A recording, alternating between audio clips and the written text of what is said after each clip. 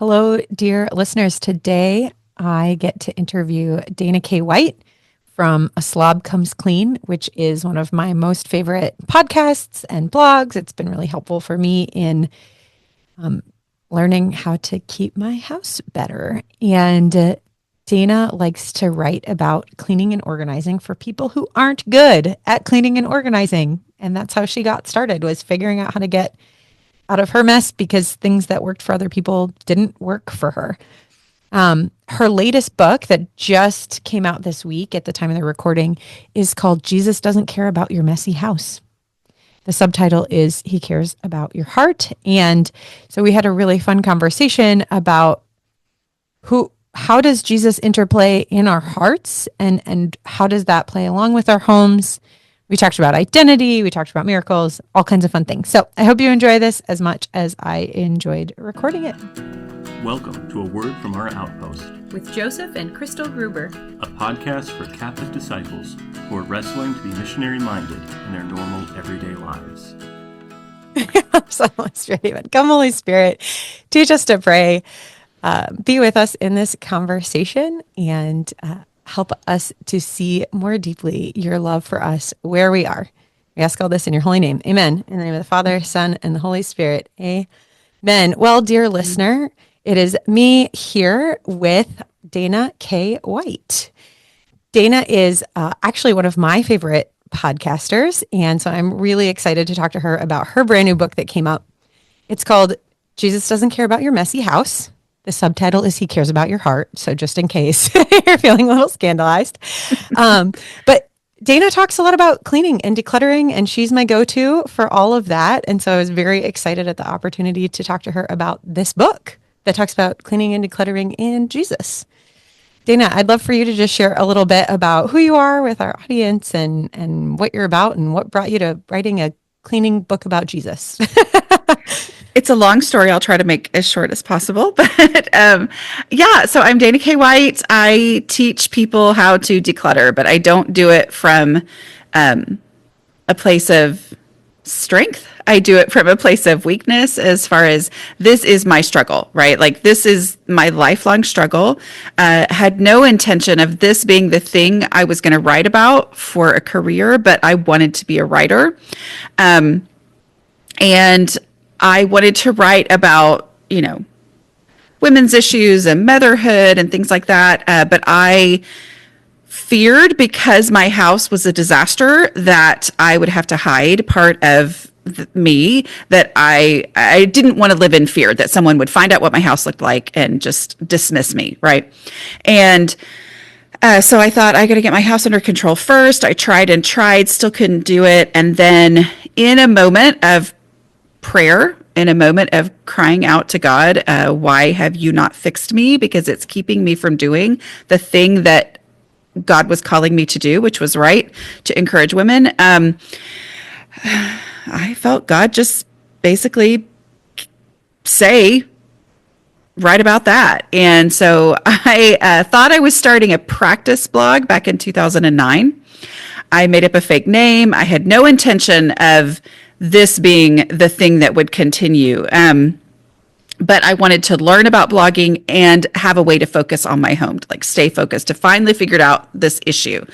And it's now 2025. I'm still writing about the same thing because first of all, I realized I was not the only person. I had thought I was the only person who struggled the way that I did, because I felt like the oddball, like something is wrong with me, that this is so hard and it's easy for everybody else in the world. So I learned that I was not alone, but I also, over time, it took about 2.5 years before I was willing to teach anyone anything, because I kept saying, why would anyone want to learn this from me?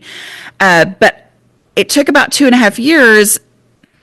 And in that time, I realized, oh, this is how my brain works, right? Like, this is how my brain works on purpose, it's created to work this way.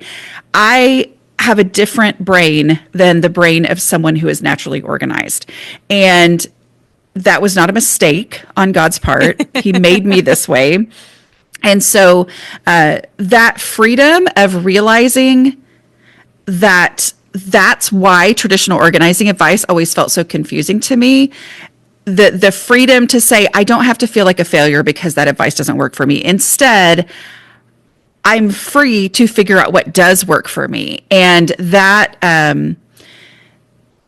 was the piece that was missing for me. And I have learned and have found out that was missing for a lot of people. So now I serve as the translator of basic organizing concepts, right? Like for the people whose brains work like mine. Yes. So that's my unique place. And I'm never going to tell you how to have a perfect house. Like that's not my thing at all. Because I don't have a perfect house, but I can tell you how to go from completely overwhelmed and confused and wondering what's wrong with you to, oh, okay, now I get it. I can do this thing. Yes. Yeah. And you've totally done that for me.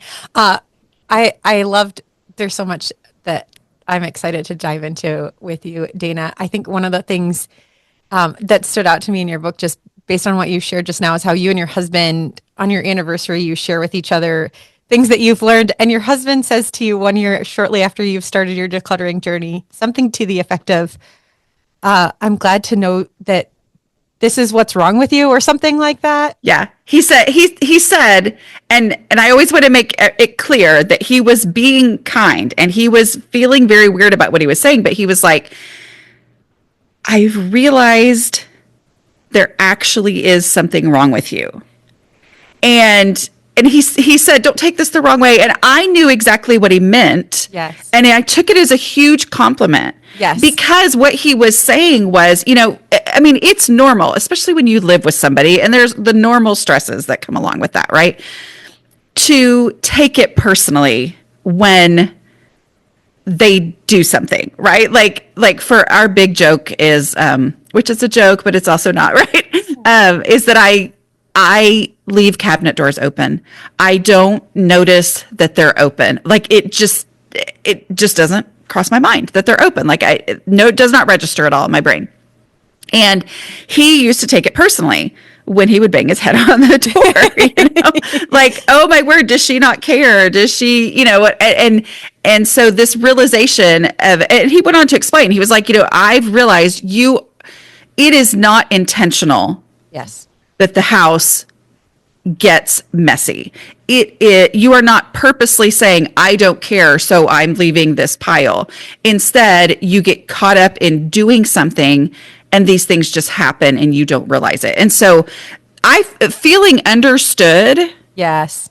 Feels like love, right? Like it is love. Like that was such a moment in our relationship where I was like, okay, you get me. Yeah. Which is freedom to move on, Oh yeah. Well, and I feel like your book it's all about Jesus gets you. Yes. Where you are right now in your mess, whether it's your house or something else, like Jesus gets you. Let him in. And so when we have a spouse or a friend who says, I see you, and I see that you're different, like how much that is the Lord also speaking into our hearts and how helpful that is. My sort of the story in my own life that this brought to mind is I have on several occasions had women over to my home, mom friends, whatever, and they come into my kitchen and they start to cry. And they say, oh, you're having me over in your kitchen and it's not perfect. My kitchen isn't this bad. I could have people over. And there's this moment of okay, well, my kitchen isn't this bad. How bad do you think my kitchen is? Right. So yeah. it's, but yeah. I'm able to receive that and say, yes, you can have people. And then I've had friends then subsequently text me and say, like, send me a picture of their messy house and say, I had somebody over today, even though my house looks like this. Yes. Because you've had me in your home, even though your house looked like whatever it looked like the first time you had me over. And this I found for me, this ministry of I'm willing to let people into my home, even though it's not perfect, has opened a door to women to be like, oh, the most important thing isn't having a perfect home. The most important thing is these relationships. Right. Now, I do get really excited when somebody comes over and is like, oh, Crystal, your kitchen looks really good today. And I'm like, yeah, I've been working on it. Right. Yeah. Like I do want to continue to make progress and get better at like and we don't want to leave ourselves where we are because this is just the way that I am. However, we need to be how we are and let people in to feel loved and seen and heard so that we're moving forward oftentimes. Right. And that is the balance, right? Yeah. Like, and I think that's one of the things that is so important to me for people to understand, which I was able to do in this book specifically, is that it's that weird, like, it's not just a matter of being willing to let someone see my mess. It's also a matter of there is hope to actually get out of this mess. Like, right? Like, It's not the fact that my house was messy was not because I liked it being messy. It wasn't because I celebrated it being messy. It was literally, I didn't know how to get it to not be messy anymore. Right. And so there's both of those things, right? Like, so if someone needs to feel welcomed into my home, I have to do whatever I have to do to make that happen. Right. So it's either sometimes it's swallowing my pride and letting them in the moment when I'm like, oh my goodness. But it's also in other moments dealing with the mess so that I can be willing to let them in, right? Like, so it's this weird balance, and it all comes from the heart, right? Yes. Is this desire to show Jesus' love to other people, and what is it that's stopping me from doing that? And also acknowledging that it is never for my people, right? Like, I don't want to speak for everyone. Of course, it can be selfishness. Of course, it can be laziness. But for my people, what I had to accept for myself and realize for myself and see in other people, so I want to make sure other people know, is the vast majority of us who struggle in our homes, it is not because we don't care. It is not because we're not working hard on it. It is not a result of laziness. It is literally, I see the world differently, and therefore the way other people are saying to deal with your house didn't make sense or work in my home, right? And so I had to figure out what did work. And that's what I hope to give to other people, is those tools, right? Like, there's hope in that it's okay for people to see your less than perfect house, but there's also hope in that there really are ways to change it when you feel like, I can't do this thing. It's different for me. It doesn't work for me. Yeah. So there's a line in your book that brought tears to my eyes, and I like underlined and starred and wrote this and highlighted, and I wrote it out. It's on page 30 if you want to go looking for it. It's, my house made me feel dumb. Feeling dumb about my house and knowing what I was an intelligent person embarrassed me. And this, so when I got married, we lived in a house that we knew was going to be renovated as soon as we moved out. So the fact that I was terrible at cleaning didn't really bother me because they were going to literally demo it when I moved out.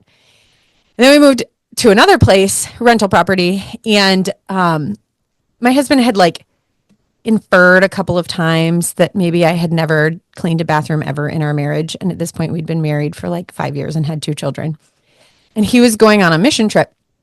And so I was like, my present to him is going to be him coming home to a clean bathroom. Okay.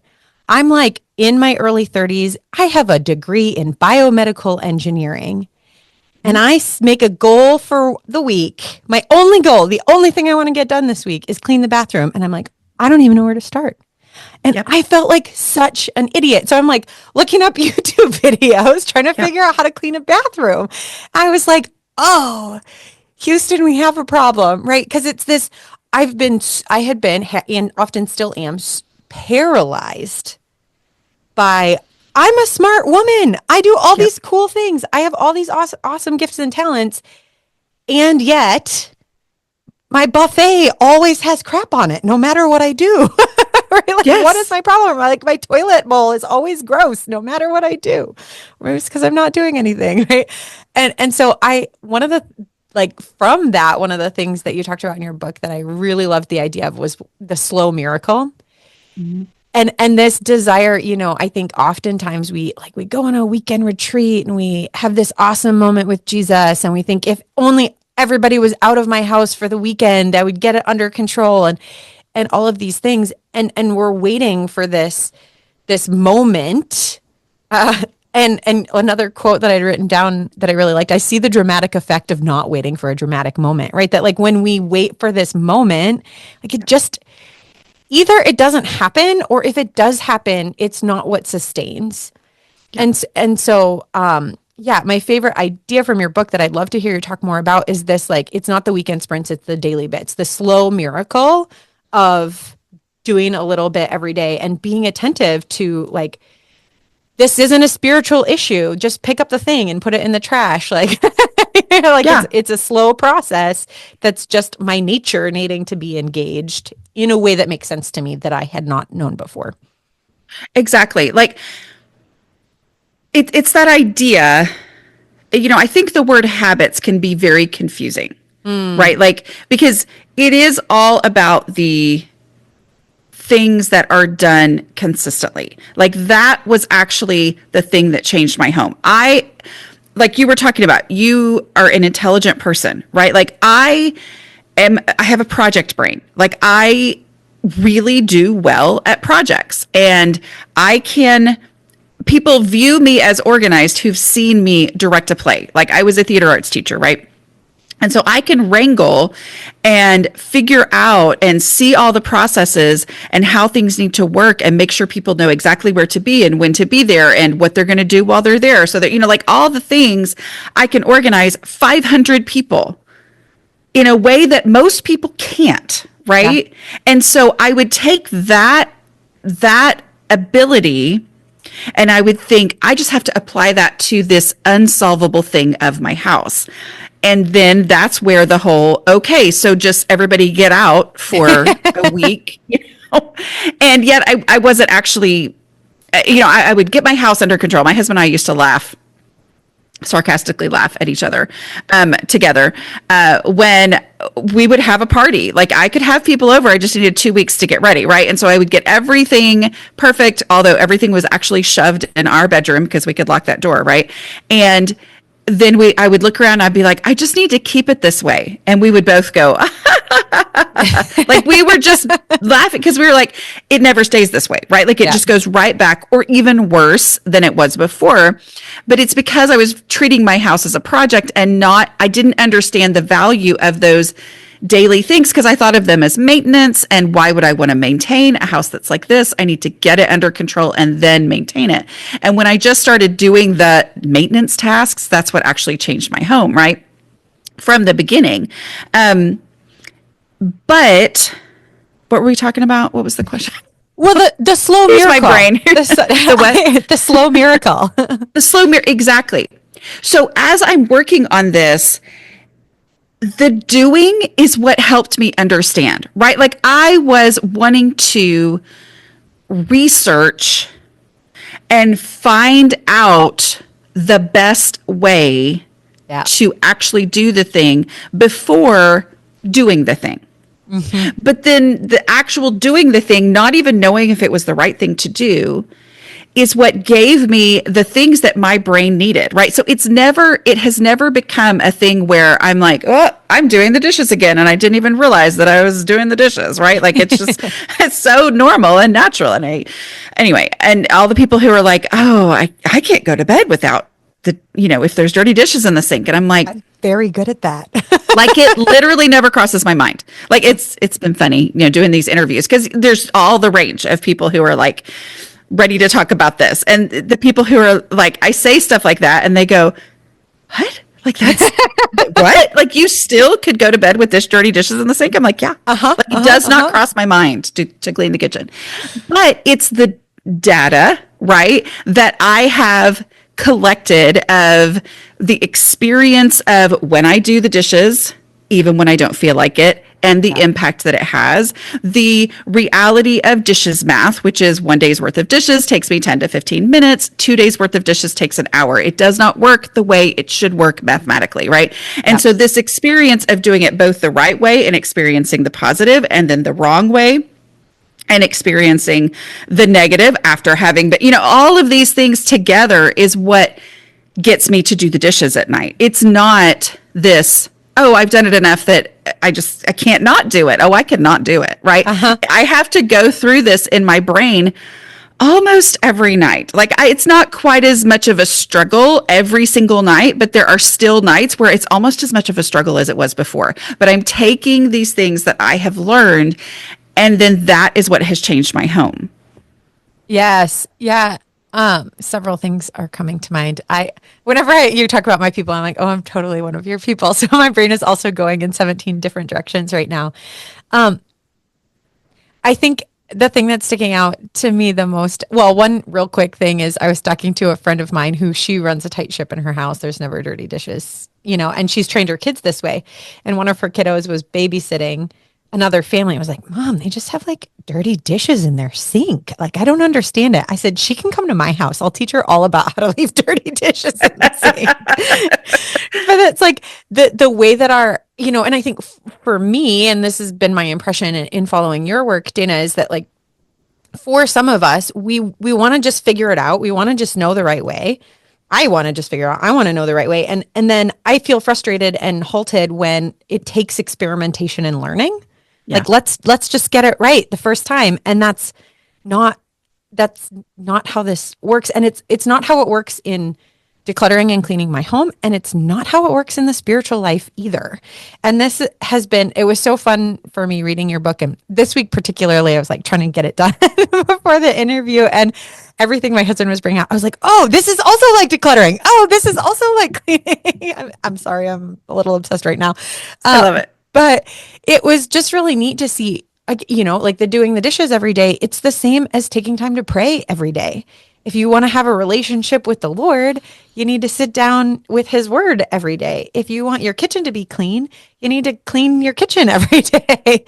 And that it's these things that we think we either don't have time for, or we don't have the desire for, or I'm not going to do it right. It's like, well, you learn to do it right by doing it. Well, and okay, so you brought up the biomedical engineering thing, right? Like, and I think, so I wouldn't say this in every situation, but we'll have this conversation because no one else is listening, right? I do think that there is often this, like, some of us are like, there has to be a better way. Yeah. I'm smarter than this, right? Like, like you may have to do the dishes every day, but I think I can come up with a better way, right? Like, oh yeah, because we have confidence in our intelligence, right? And so, and I think that's the thing is like you brought up the part about like my house made me feel dumb, and that was an identity issue for me because I am not a dumb person. Right. Yes. And so it was like, how is it that I know I'm an intelligent person? I can be successful in all these other areas where other people wouldn't even try these things. Right.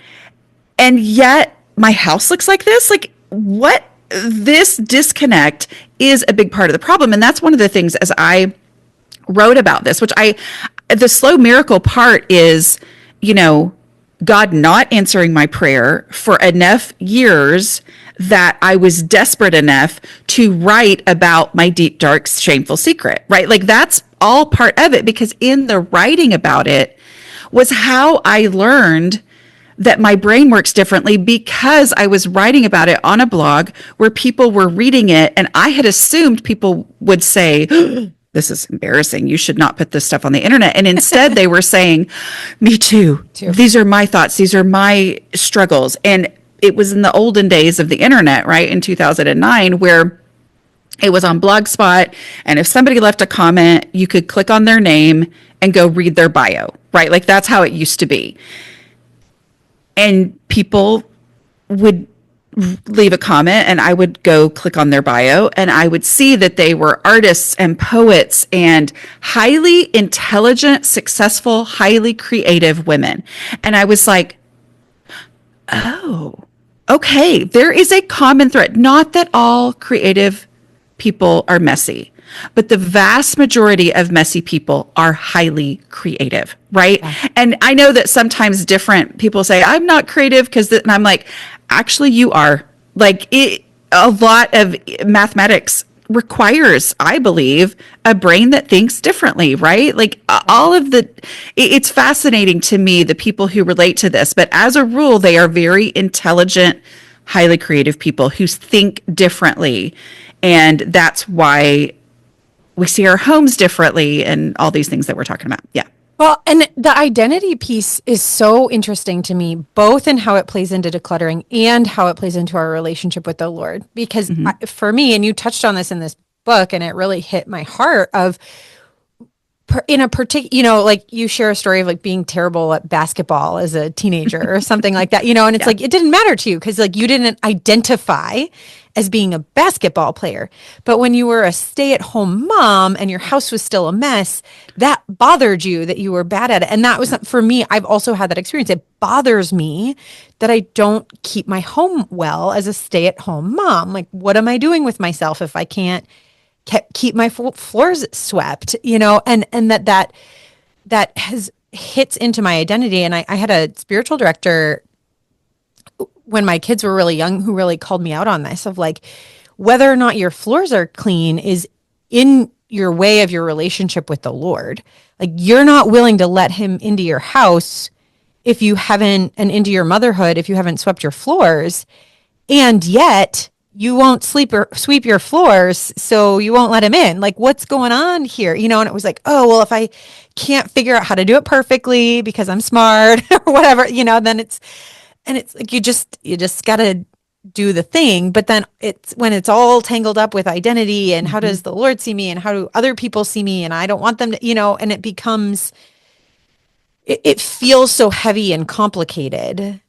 And yet there's this, okay, but God coming in, Jesus coming in, like his light shining in on that is what helps us to make progress and grow. Right.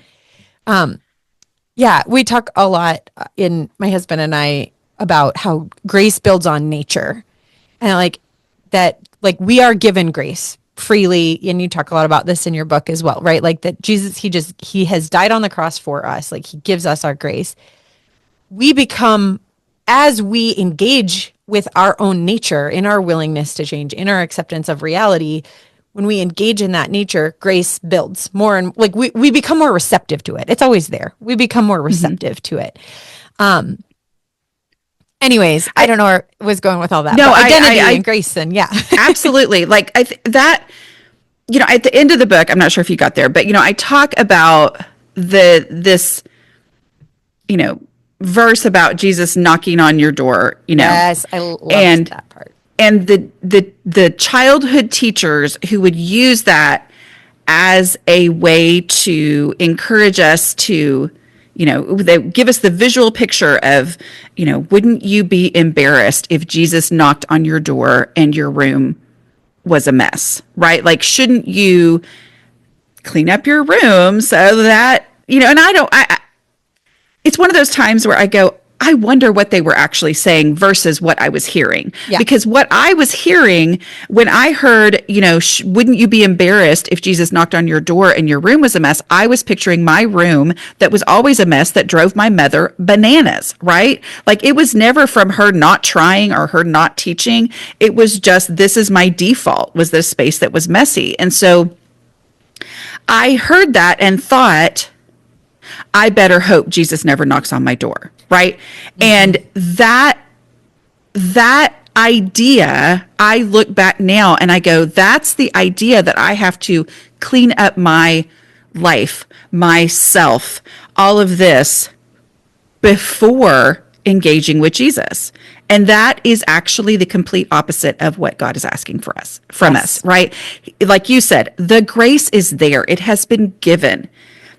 When he looks at me, he sees Jesus' righteousness, right? Like, that is not, it's not my own righteousness that he's seeing. It's Jesus that he sees.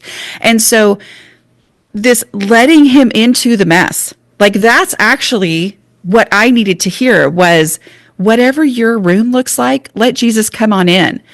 But then it changes me, right? Like, I'm changed from that, not as I'm changed because I better be scared if I don't, but instead I'm free to change because the pressure is gone because of his grace. And now I'm free to actually make the changes. And that's what I personally experienced was as I worked on my house, and God was, at the same time, I was learning more and more depth about grace. It was this this understanding of, Dana, I don't care about your messy house. I made your brain the way that I made it. I understand why and how it gets that way. And then that freedom is what actually allowed me to go, oh, okay, then I have to just work with the brain that God gave me. And that it's this way that this all works together, to understand what matters, but then understanding what actually matters is the thing that allows me to change. Isn't it feels like what's the chicken? What's the egg? Where are we going here? Right. And Exactly.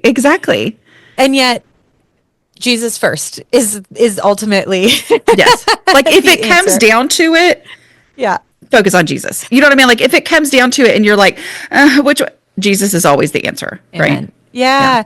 Well, and I think this is something that I loved about how you unpacked the slow miracle. It's something I've been thinking a lot about lately is the power of the ordinary and how often we want to see big miracles, right? Like we want to see the lame walk and the blind see and all these things. And yet there's something really beautiful in the journey and in the process. And I feel on one hand really annoyed by that, especially when I'm watching somebody else's life. It's fun and I like it and I think it's great. When it's my own life, I'm like, oh, why is this taking so long? Are we there yet? Right. Right. And how the things that you talk about, practically speaking, in your other books of how to actually go about decluttering are so beautifully mundane.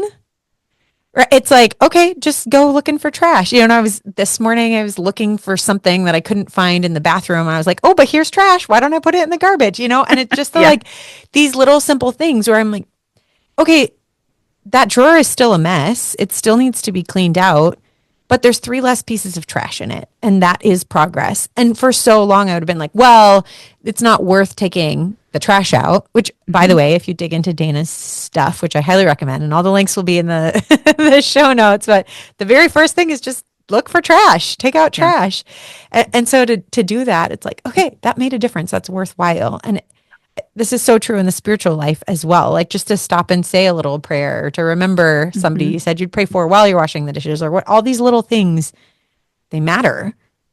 They do. And I love that you brought that up. I feel like, especially, the online world, right? Like the online world of especially YouTube and the visual of, things have shifted and changed to where it is all about this visual thing. And I hate to even say the word because it's just a word, but like, people will refer to things as like organizing, PORN, like I just hate that word, but anyway, but like they do. And what I talk about is the opposite of that, right? Versus, I don't know if you want to get into this, you may want to cut all this out, but it is that, like, I remember I have this friend who, has always shared recipes, right? And when those videos first started coming out, where it's like a video from the top and you see the hands making the recipe and all that, and she was like, people were trying to tell her, oh, you need to be doing that, you need to be doing that, and so she did a couple of them, and she went, what I realized is the people watching those videos are into watching videos about cooking. They're not actually into cooking. Right. Yeah. And so when you see those, you realize they're not actually meeting the real need, right? Yes. Like it's just for the visual of it. And I struggle. I wouldn't say I struggle, but there has been the challenge over the years of like, I see things go viral that I'm like, I have the actual answer to the question that people think that they're asking. And yet what's going viral is like, oh, just do this, and this, and whew, it's beautiful, And I'm like, but that doesn't actually help the people like me, right? Yeah. Like it doesn't, when you do the quick fix, what looks like a miracle, right? But it's really just magic, which means it's an illusion. Yes. Then it's not actually helping the person who desperately needs help, right? Yeah. I know that the person who is completely overwhelmed in their home, who's feeling like an idiot, who's having the identity crisis and going, this is not me. This is, I don't know why my house looks like this, they need the nitty gritty.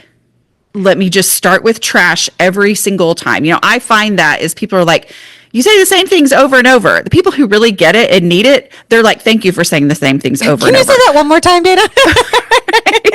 But the people, often the drive-by people who heard about, oh, you should listen to this decluttering method. And they're like, oh my word, all she does is talk about trash and blah, blah, blah. And I'm like, because that's the thing that actually changes things, right? Like what actually changes things versus what do I wish changed things? I wish a quick video changed it all for me. Yeah. That's not reality. Those were not ultimately helpful for me. Anyway, I feel like I've gone off on a tangent rambling, but I love it. Well, there's a couple things that are coming to one. I have not heard the idea of like different genres being related to his like PORN for that genre, which is super interesting because it's this idea of I want to experience something without actually engaging of the reality of the thing with my whole self. Right. Yes. And like the Christian, like Jesus became incarnate. He became one of us. So when we are exploring how to be more fully ourselves, that means we have to engage our physical selves, which we don't have to do when we're just watching a bunch of videos. Yep. And something that has been really transformative for me in learning your methods and following your methods. And it's also been super interesting when I listen to you interview. So one of the things Dana does is she'll interview her patrons and like help them work through a problem. And I find the same thing in myself where I'm like, well, but, right? Like where there's these things where I bump up against suggestions and there's part of me that's a rule follower that doesn't want to follow the rules, but following the rules that you give usually work out. And there's part of me that's like, no, there's a more efficient way. So like laundry is one of my favorite examples of this. You talk about folding things right out of the dryer, which doesn't make sense. It's not an efficient way to move laundry along. And yet, when I don't fold laundry right out of the laundry machine, I don't get it folded and put away ever. And so I've started to fold it and immediately. Now, it's been interesting because one of the things I found, I have 6 small children. So folding it, putting it on top of the dryer, and then taking it there now doesn't functionally work because it's all these little piece of things. And I'm like, have always, since before Marie Kondo was a thing, been obsessed with like folding my clothes Marie Kondo style. I could go on about that. But I was like, no, but the folding right out of the dryer piece is really important. And so for this, there was this real tension in me of like, well, I want to follow the rules and I want to do it this way, but this part really works and it makes a lot of sense, but this other part isn't quite working. And so what do I do? And through a lot of trial and error, what I've developed is my kids help with their own laundry. I don't fold their laundry. Their clean laundry does just go into a basket without getting folded, and then they're responsible for putting it away. When they're older, I will teach them how to fold it. We'll worry about that, whatever. But we're making progress. I'm not folding 7,000 tiny pieces of clothes every week anymore. And with my husband and I do fold our laundry right out of and so their laundry is getting sorted right out of the dryer, which is important. But with mine and my husband's, I do fold it and I put it into laundry baskets, and those laundry baskets go immediately upstairs. So I'm sharing those details to say the balance between learning rules that work and being willing to try them and to being willing to follow them, but then also being willing to engage my own mind in, okay, what's working and what isn't working, and being willing to fail, being willing to do it wrong, being willing to have it not work is part of the process of developing what does work and having it be better this week and this week and this week and worse this week and better this week, and making that, and it's the daily engagement of figuring it out that is part of the slow miracle. and right. Yeah. Well, and it's moving from theory. Yes. And how it should work. Like if I write it down on paper, how this process is going to work and what's the most efficient way to do it. Okay, great. The formula technically on paper should work, but we have to take that out and put it in real life And that's where we find out what are the variables that I never predicted would come along Yeah. when I was just doing it on paper, right? Like the variables of you having 6 small children. Like that is your reality, not just the clothes going into the machine and how it should all work in this, sterile lab environment where there's nothing to come in and change things. Anyway, so. Yeah. Well, and I think that when we move on the thing, like when we actually engage instead of just watching a gazillion fancy looking videos, there's 2 things that you talk about in your book that as applying to both the spiritual life and decluttering that I really loved is the willingness to change and the acceptance to reality.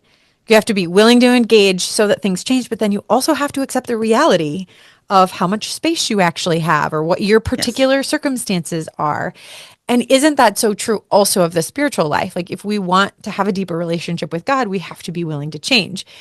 And we have to be willing to accept where we are and the realities that we're in. And that's hard and awesome. Right. Exactly. Yeah. Love it. Oh, so I guess the one other thing I wanted to hear a little bit more about is it was really striking to me how you shared the write about that, how the Lord called you to write about the thing that was like the ache and the shame in your heart. I'd love to hear you talk a little bit more too about just like for women uncovering, I mean, for anybody, this isn't just true for women, uncovering these are my gifts and talents about what is the ache and this idea of like how our ache and our mission often go together and what that journey has been like for you. Yeah. Like I said, it literally, one of the ways I know that it was God prompting me to write about this, was that I would never have had this idea because it was literally the last thing I would ever share publicly, which is the reason I made up a fake name, which is the reason that I set up an email address, a different email address before I set up the blog, because like I was thinking this can never be traced to me. Right? Mm-hmm. Like that was how much I didn't want to do this. And yet he had made me desperate to write. Right. And so like that part of it, I knew was from God. Right. So it's this, he places desires in our heart. Right. Not that every desire we have is from God, obviously. Right. Yeah. But when I move forward and go, okay, this is the desire and I want to use it to glorify God, right? And yet the circumstance that I'm in it determines what that's going to look like, right? Like if God has placed the desire, I mean, I think we as women, and like you said, men too, okay, but we're 2 women talking, so we're speaking as women who tend to, be the ones who maybe have primary responsibility for the kids or whatever. And so it's like, oh, wait, I pictured that it was going to look like this. I mean, I think every mother can say I know for me, when my kids were little, or before I had kids, sorry, my kids were perfect before they were born, right? So that was oh, well, I'll have kids, and when I'm a stay-at-home mom, I'll have the time to do this, and this, right? Like all these things that I thought I would have time to do, and then the reality is just very different. So it's like this desire to do something creative, to write, had been placed in my life, and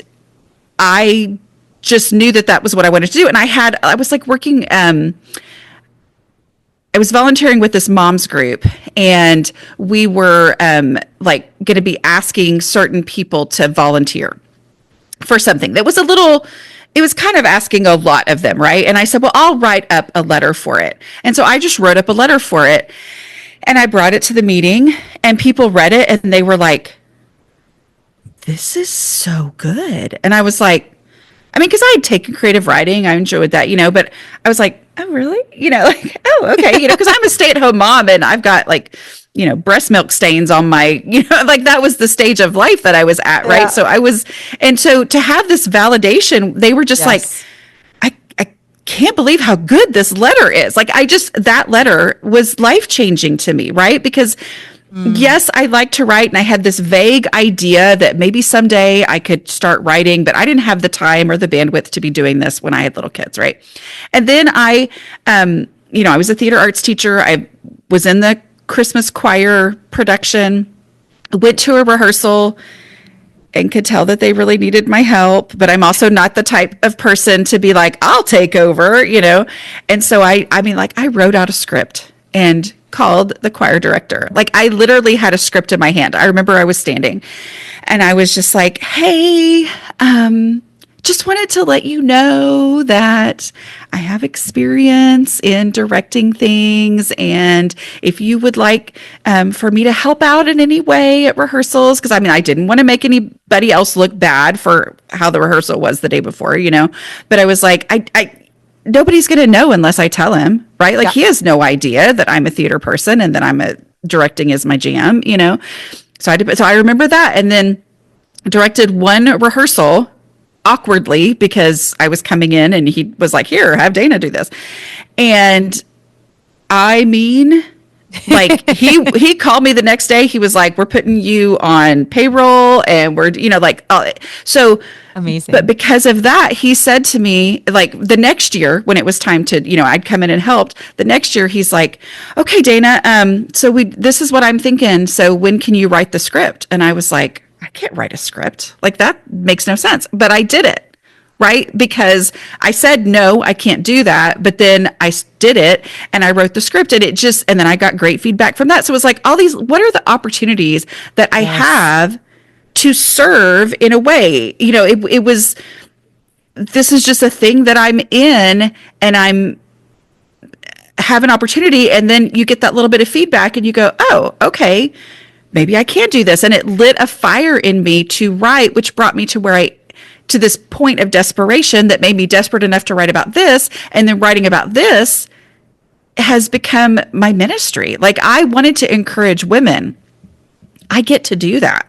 Yeah. Right. It just looks a lot differently than you thought. It does, and I always think back to, I can remember telling my parents that, I remember, because I think I offended my dad. Anyway, my dad's the best, like, seriously the best. But I was like, yeah, I don't want to marry anybody like you, Dad. And my dad was like, what? My parents were so offended. And I was like, no. I wanted to do ministry. Like, that was what I wanted to do with my life. And I remember saying, and my dad was not a pastor, but I remember saying the words, I want to be a missionary.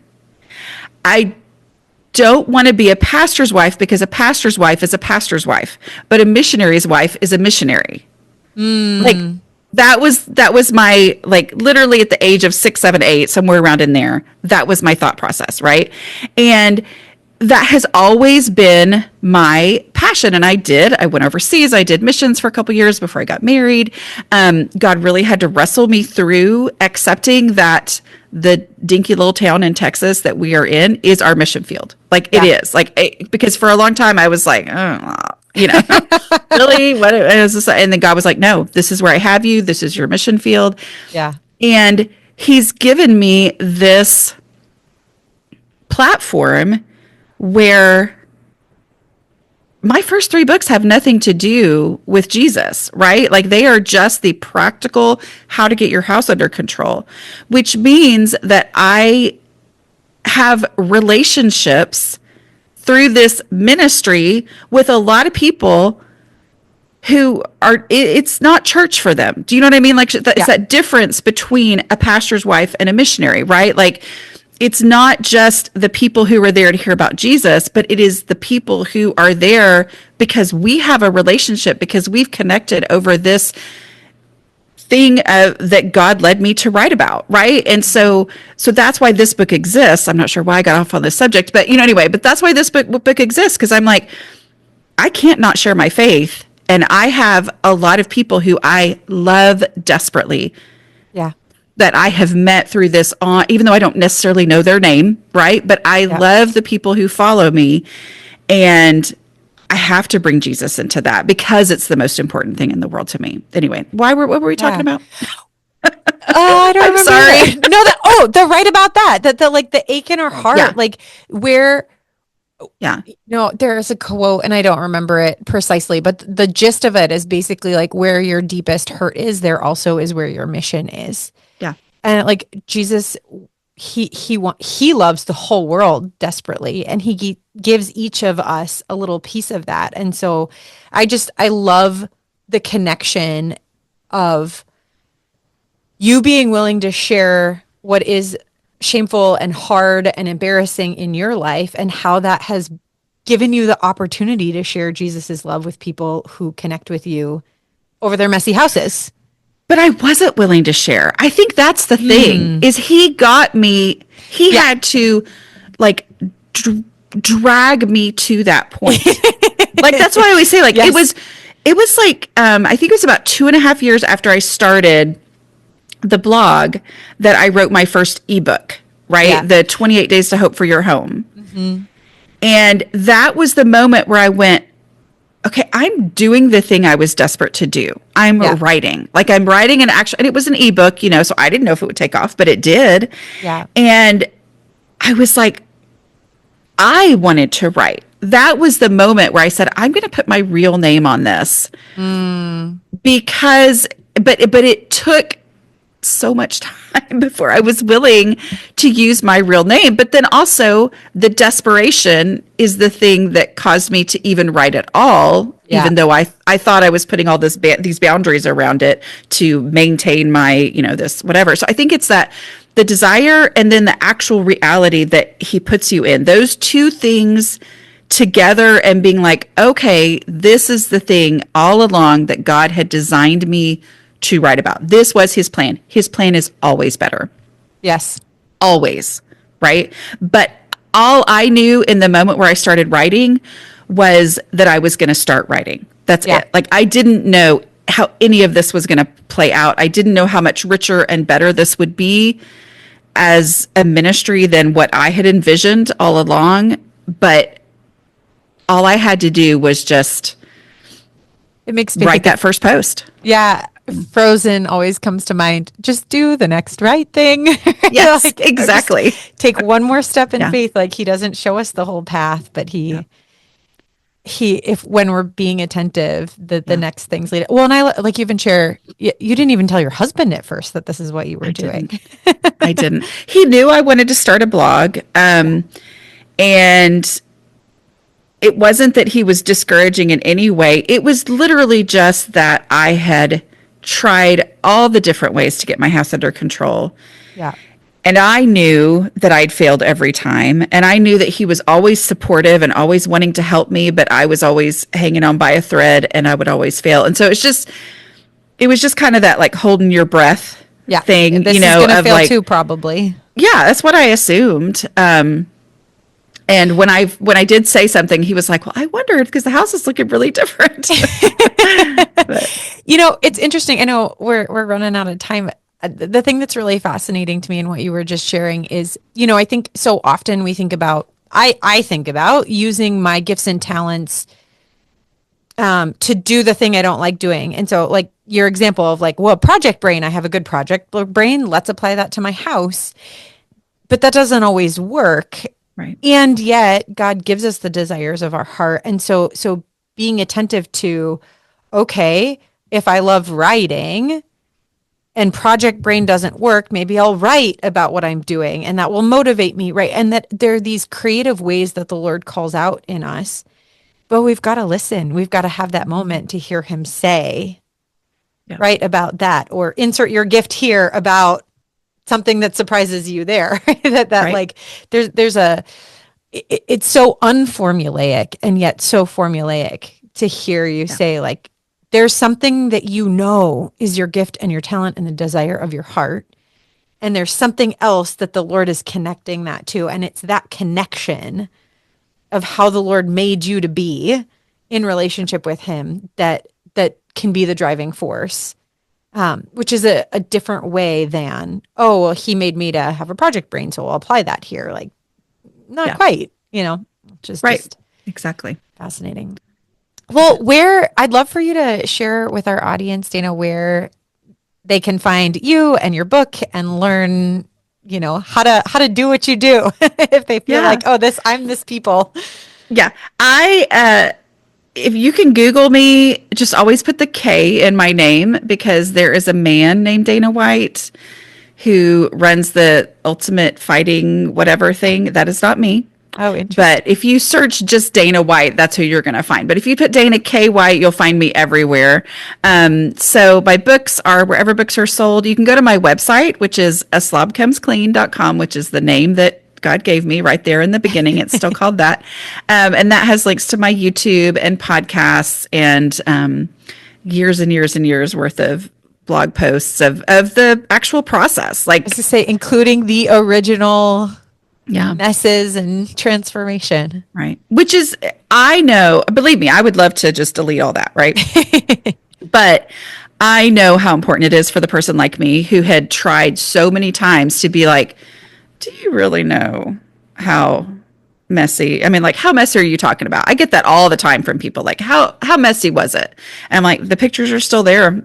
They exist for you I to remember see. listening to some of your earlier podcasts and being like, oh, she was like really messy. She had like a lot of stuff. Yeah. This is not, we're not talking about like, oh, oops, cute messy. We're talking about like actual debilitating, I don't know what to do with all this stuff, kind of a mess. Yeah.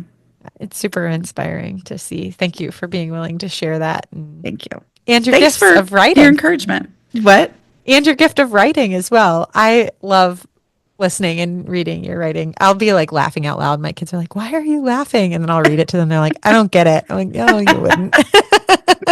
Yes, it's that was one of the most fun things, honestly, when I started writing on my blog and people would tell me I was funny. I was like, I've always thought I was funny. And to like hilarious. to have this like feedback, it really does change you, because I was like, oh, I can go forth in confidence that I am funny, which is, Great. some people don't like it when you say that, but anyway. I like to own strengths. I'm also means that there's the willingness to own the weakness. I've never considered this before, but just hearing you say, just that, like, when I'm comfortable with saying I'm really crappy at this, I'm also more comfortable saying, and I'm awesome at that. And that's okay. Yeah. Well, I think it's it's the difference between being honest and delusional, like, which one am I going to just like say it like it is? It's funny because there are the haters, right? And they're honestly very minimal, that they rarely come out. But I, at one time, clearly there was something going on in a forum somewhere, because I kept having all these people who would send me these very kind emails and they would say, don't listen to all those people who say you're not funny. And I was like, who's saying I'm not funny? Like, it was clearly something that was going on, in some private conversation somewhere, but I was like, yeah, you can say a lot of things, but yeah, you're not going to get me with that one. Cause my favorite I think I'm hilarious. Yeah. I think you also shared where it was like, there was like 600 comments about, oh, me too. And then somebody in all caps is like, who has this problem? You're like, clearly 600 people have this problem. Like, yes. I don't know why you need to comment here that you don't. But yeah. No, it's interesting. It's a strangely divisive issue, which I didn't ever want to be the poster child for the person who struggles with this stuff, but I'm willing to do it because I know the need for people to understand that they're not alone. And I'm like, that was so powerful for me when I wrote about it and people told me I was not alone. And so I'm like, no, that's actually often the turning point for so many people. They will send me emails and they'll, give me their story of how they finally changed their home. And it generally has in there that their transformational moment was realizing they were not alone and they were not broken, right? Like, there's not something wrong with me. That was the thing that gave them the freedom to actually change, which is the point of the book, right? Like, is that there's Jesus grace and he loves you and he is not waiting for you to clean up your house before he, loves you. And so, and in fact, he wants to be next to you while you clean up your house and help you do it. Yeah, exactly. So good. Well, Dana, would you close us in prayer? Absolutely. I would love to. Thank you. Lord, I thank you for this time that we've had. I thank you for the open and honest conversation. And I just thank you for the opportunity to share your love and your passion for each one of us. And I just pray for the people who are listening, specifically the women who are listening, who have cried tears over their homes. Lord, just I pray that you would come into their mess, knock on their door, and I pray that they would be willing to let you in, Lord. And thank you so much for this time. In your name, amen. Amen. Take my hand and let's be on our way. And now finally I can say that I love you. Yes, I love you. From our outpost to yours, thanks for listening. And a special thanks to John Mark Skoke That's SKOCH. for the music. Check him out on Spotify.